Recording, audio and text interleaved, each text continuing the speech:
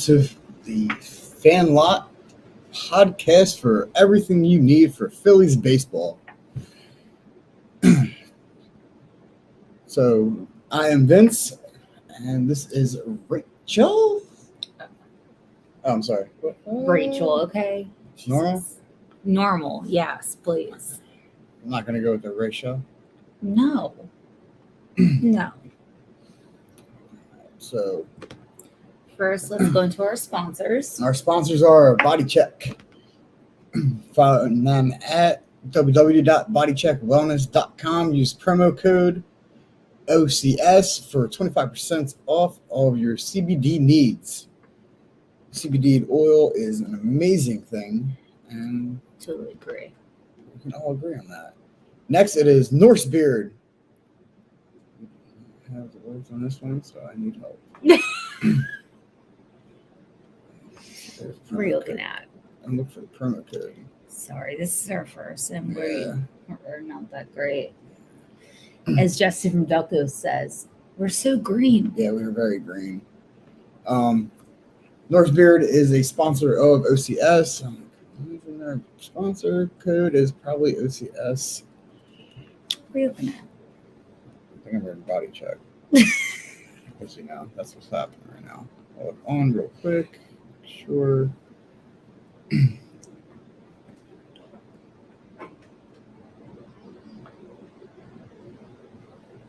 Yep. Norse Beard is a sponsor, and their promo code is OCS for a 25% discount off all beard products.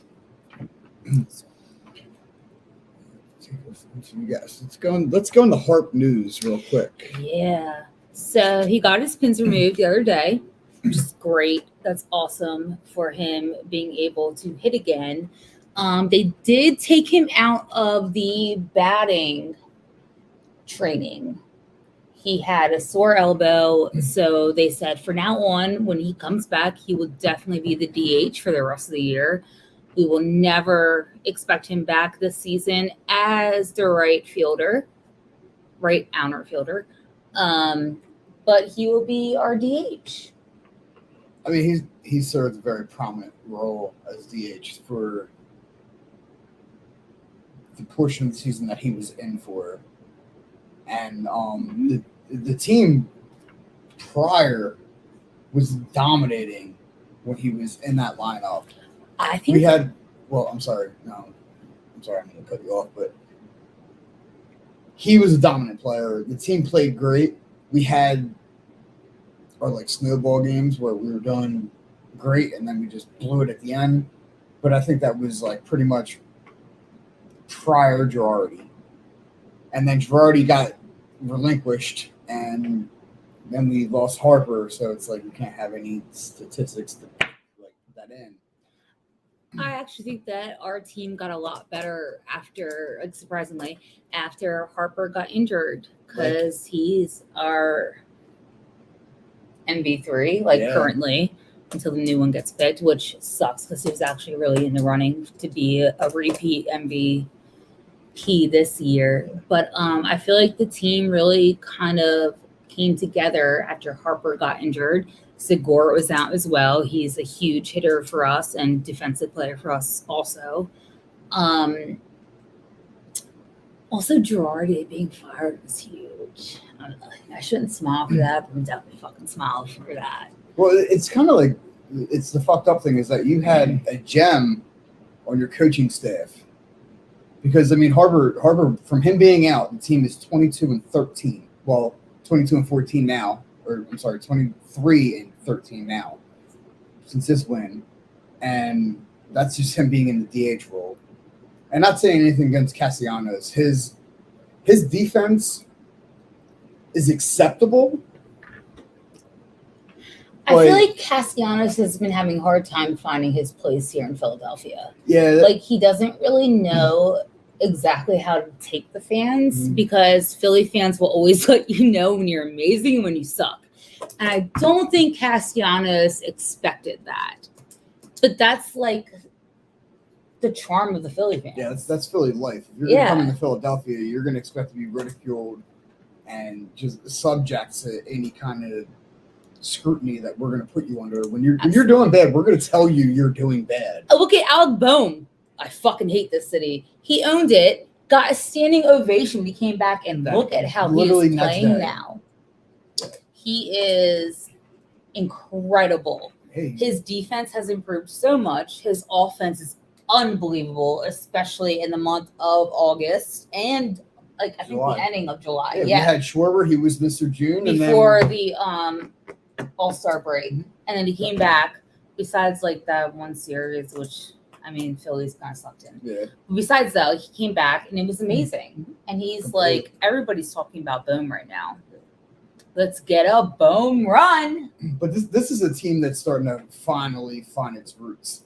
They're getting confidence. It's not even just that. It's through injury, through just all the shit that they're having, stale players that are not hitting. They're having players that are hitting, that are, making up for the other ones. But now you have a team to where, you look at people want to say, oh, well, the Nationals are not that good of a team, or the Miami Marlins are not that good of a team. But remember that we beat teams that were World Series contenders last year, and we beat teams that we weren't supposed to beat going into the series this year. And that team has they've astonished me. The Phillies daycare has showed up. And if you don't know what that means, that is the young guys. They have showed up for this team so much and have made such a huge difference. That's because they don't want the Stoke. Well, he's part of the daycare, so But no, Boehm, Vierling, Stott, Moniak the other night was incredible. Him coming smoking. Derek Hall, don't even get me started on long ball Hall. But no, it was just incredible. It was amazing. And I think they really stepped up since Harper was injured, and they really came together as a team and found a confidence within themselves. And the fact that the daycare, the young guys, stepped up was huge for them, especially when JT and Nick wasn't really finding their place until later on this year. Segura out, Harper out. That's just huge. It's huge. If you look at last year when Harper went out, when he got pegged in the face, the way the team's record went after that compared to now, it's almost polar opposite. I can imagine last year it was literally probably, instead of being 23-13, they were 13-23 without Harper, and it's this team came together without their lead bat, and these guys they're the fighting Phils. Oh, for sure. They're strong. How many times we've come back from a deficit this year in games? Yeah. I know they always say our stat, if we're, plus 4 points and going into the third inning, we're most likely to win the game. But they haven't covered the fact that this team has come back when our bats start firing in the sixth inning.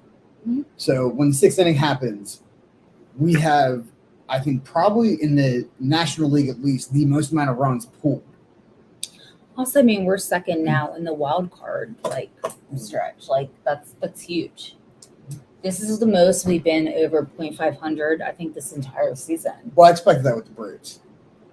Well, the Braves are on fire. That's a whole different subject. The Braves, Atlanta is a choke artist in itself. Didn't they win last year? Huh? Didn't they win last year? Yeah, well, shit. They're choke artists.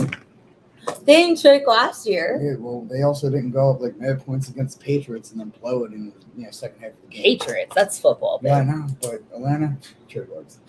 They had one lucky time. All right, moving on. Yeah, no, that was the seventh inning. I got a little scared because of the rain. Well, we did hit a rain delay in the bottom of the seventh. Yeah. But it was also ruled an official game if we ended I figured which we would have won anyways. Yeah. Which also we totally won tonight and came back from rain delay. So go Phils. I figured our fucking debut was going to be us going, hey, guess what? Because I thought this was going to end in the fifth, and it was going to be, hey, guess what? Thursday. Also, we ended the game in 5 innings. We won the game because of a rain, I guess not delay, but rain cancellation, so the game was over. And No, I was texting Jesse like, "Yo, dude, I think we might be going live early." Jesse and from Delco. we did not. So that was Also, unexpected. I was a little nervous. I always get nervous with Alvarado being the pitcher. He came in the 7th. He's either amazing or he's terrible. And it's like he's done so well this season, but in the beginning of the season, he was terrible. He came back, did amazing. After the All-Star break, he kind of like faltered a little bit. Mm-hmm. But I was really proud of him. Yeah, I kind of feel like I'm how to describe this correctly. There's some days I feel like I'm like, thank fucking God Alvarado came in, or Avocado came Avocado. That's what we call him. We have nicknames for all of our Philly players. And I'm like, yes. I'm like, came in his game. He threw heaters. I think I've seen some of his best pitches at almost 101. But then there's like games he comes in. I'm like, there's a tribe I know that eats people, and I want to send him there because he just literally comes in and he plays the game. He throws an inning where he brings in 5 runs, and we're sitting there like, oh, great. So our bullpen. Well, today he had back-to-back strikeouts in 7th. He did walk a batter. I thought that walk was the sparky spark, and I was like, fuck. Yeah. Also, Avocado. Or I'm just gonna call him Avocado. That's what we constantly call him. He is such a powerful hitter. Like his average ball is like 98, 99, 100, 102. Like he's incredible. And he was never good as the closer, but when he got sent back down this season and then came back up, he did amazing. Are you drinking without me, bro? I did it. He's breaking the rules already. Cheers. But no, I've been really impressed with him after that. When he got called back up, especially after Rob Thompson took over the team, I really love and respect that Rob was like, you know what? I'm not going to assign anybody in the bullpen an actual position. I'm going to go off of how they feel, based off of who they're up against. And I think it's made such a difference in our bullpen.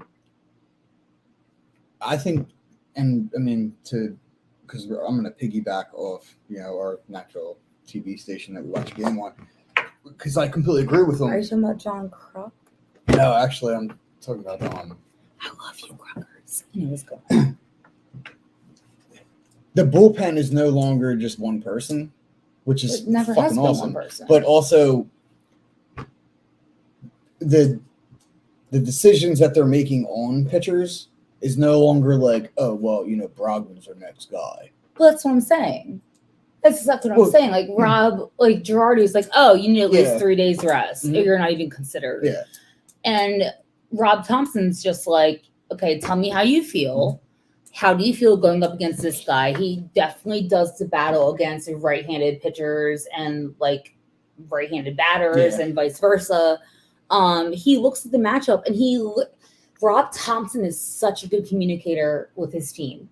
He loves the game of baseball. He understands the game of baseball. He pays attention in the field. He's amazing. And he listens to his players. He takes their feelings into account. And I think it's made the biggest difference in this team. Yeah, I think it was the first game, maybe not the first game, but it was like the first week that he took over. And it was Ranger, I think. And he was like, yo, how do you feel? Yeah. And Ranger was like, no, I got one more. And he went out and he gave him his chance. And Ranger did go out. He got the first strikeout. And then the second, he walked him and he was like, look, I got to pull you. And that is the kind of coach I want running this ball club. Yeah, I'm totally ready for him not to be the interim manager, but full-time manager. Well, that's saying. That was something I was thinking about all day. Is when is this team? And I don't know if anybody is with us, but I want to hear your comments. When should he be the actual manager of this Phillies club? When does he proved himself already? He's turned this team around. Sure. He's already proved himself. He made Girardi and the look like a fans chump. love him. Yeah. The fans and the players alike love him. If there was a flag that said Rob Thompson, I would be running down the street with it. Oh God, when do you call him the actual manager of this ball club? It will most likely be proven after the off season and when the season's actually over for the Phils. Is my feelings. They're not gonna say stuff too soon before that. Well, anyways, let's move on to our next topic. Quick thing is, legitimately, he would be the first actual interim, because I think most people that actually went into the postseason as an interim became actual head coach after. But that's what I think he deserves it. He should be head coach. I mean, he's beyond proved his stuff. Let's be honest. All right, moving on to the offensive player of the game. It's got to go to JT. It has to. Real Muto. Yeah, I just want to state this for a reason. I had Schwarzenegger, and there's a reason for it. Because when you're batting as the leadoff and you get that first hit, you rally. So people rally behind you. Okay, but JT had an RBI double where he batted Bohm in, and that's what scored our first run. Then he got a home run, which sparked another home run. Segura. Hey, welcome back, Genie.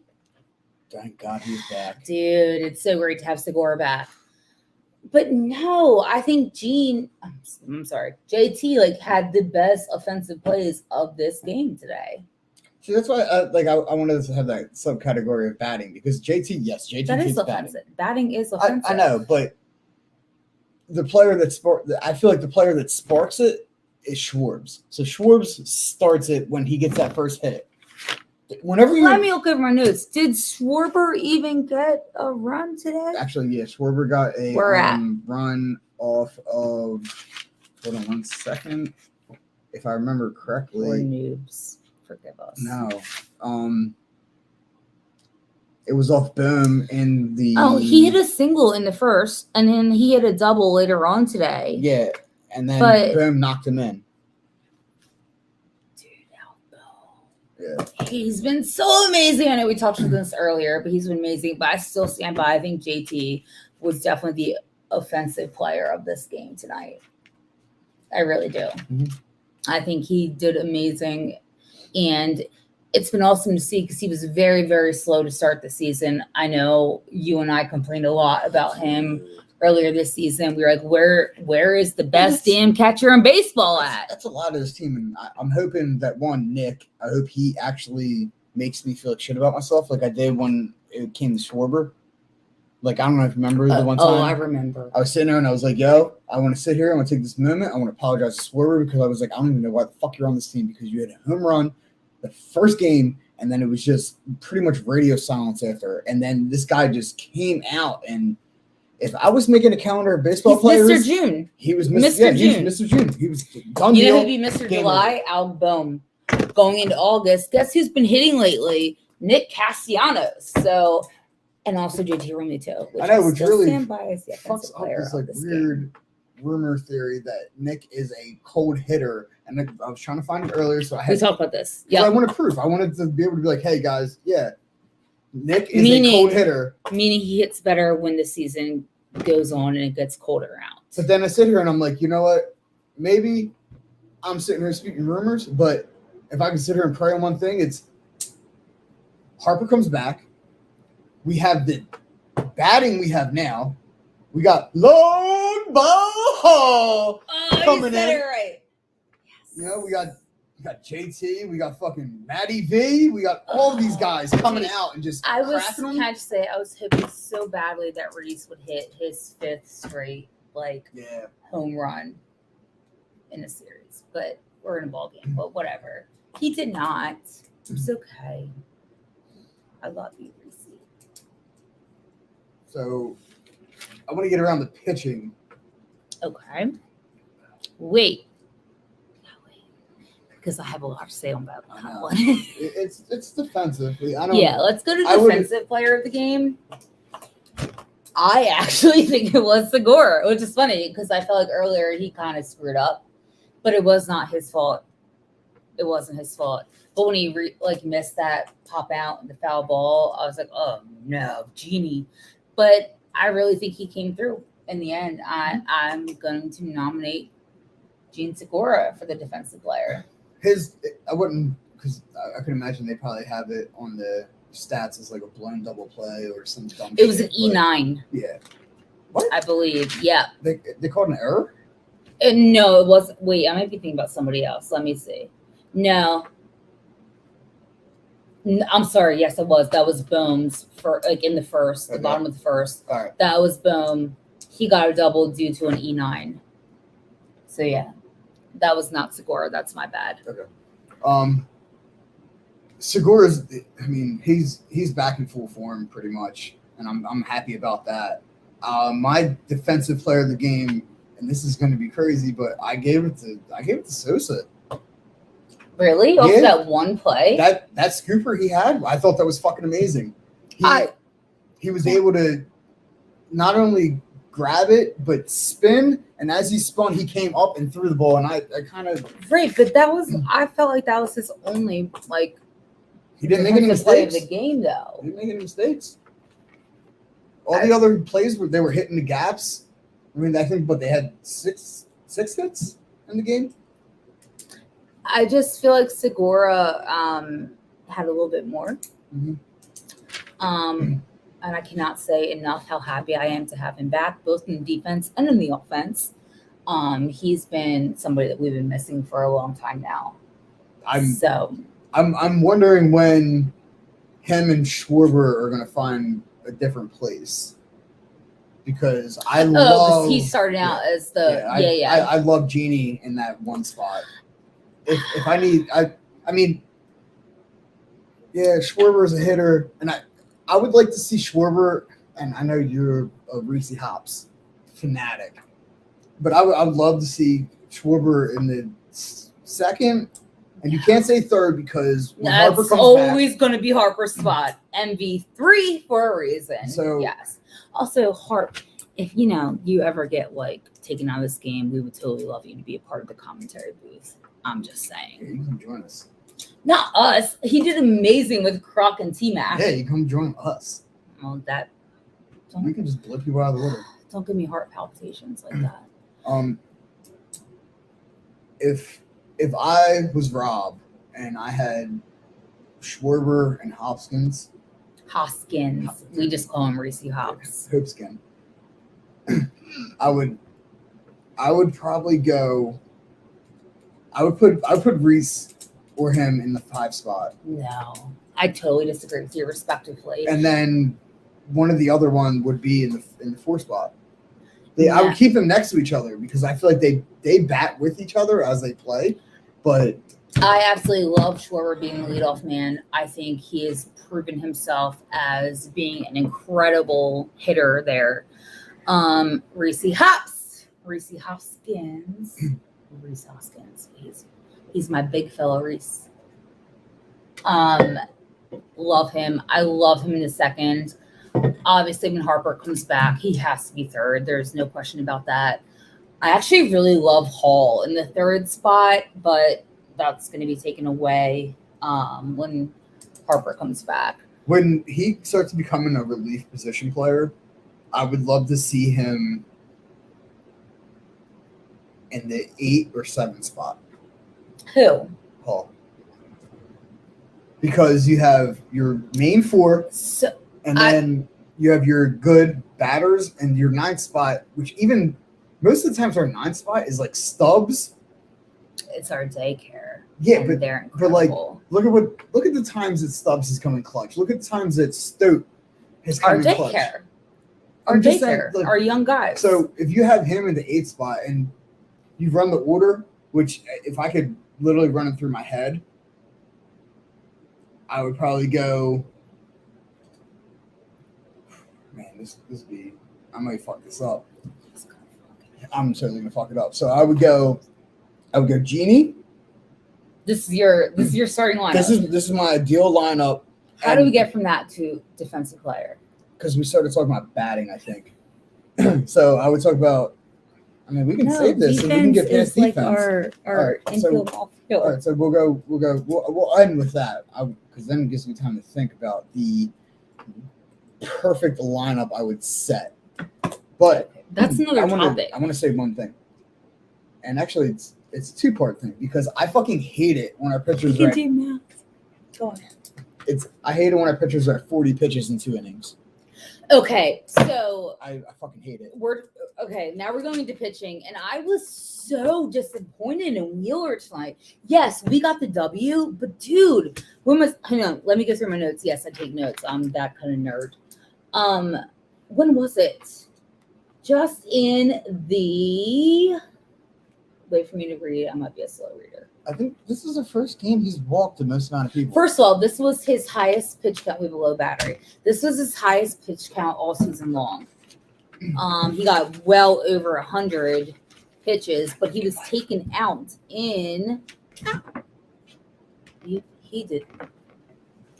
He just walked across my table barefoot. He's a welder all day that doesn't believe in socks. That's disgusting. And now my table needs to be disintegrated. I gotta watch out for a ceiling fan. Okay. Anyways, back to actual Phillies baseball.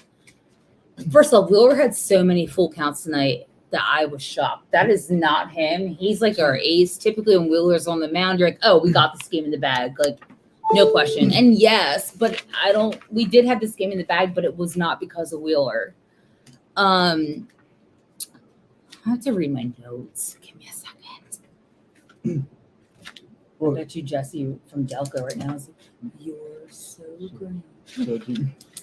What? No, he's asleep right now. The fact that we went from 40 in the second inning to 93 in the sixth is what really. But just in the top of the sixth, Wheeler, who walked another at the top of the bat, was at pitch count 93. The top of the sixth. He went through 40 pitches, I believe, in like the first 2 innings. Yeah.